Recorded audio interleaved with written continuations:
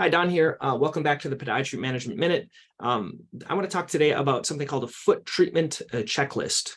This is something that I put together a few years ago, basically because as I was seeing patients, especially with like plantar fasciitis and Achilles tendonitis, they come in and we just overwhelm them with so many types of treatment options. And it got a little confusing and patients really couldn't remember. I know some people use actual pieces of paper and they'll circle or check off what they're going to do.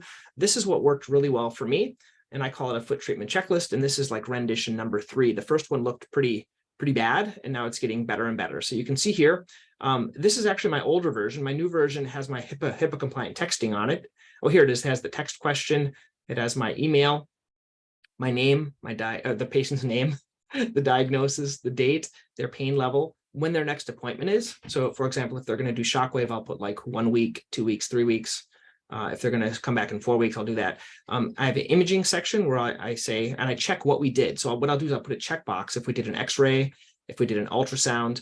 And then if I don't do it and I'm considering doing it in the future visit, I'll circle it. So I'll circle it for future things. And I talk about reducing inflammation. So cortisone, shockwave, amnio, anti-inflammatory medication, icing.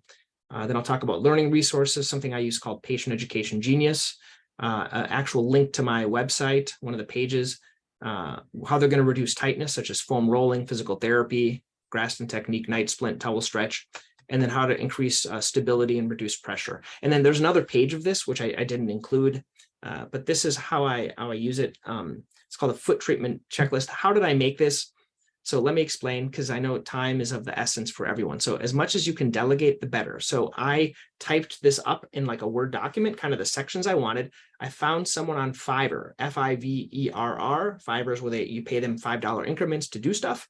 They designed it, right? Something like this. So you can take a screenshot, so share kind of what do you want, share the logo, they'll print it off. Now, if I could do it over again, what would I have done differently? I would have used a size of paper that's more common with like a prescription pad.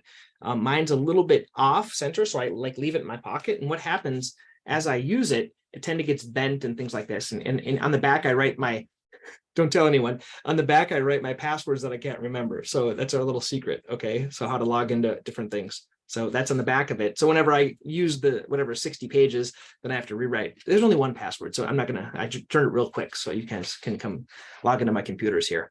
But that's it was only the password to my x-ray imaging. Okay, that's the one I can't remember sometimes, but that's what I use. Foot treatment checklist. Let me know your thoughts if you wanted to try that. Send me an email if you have any other thoughts or you'd like to try to use mine. I can give it to you. Thanks.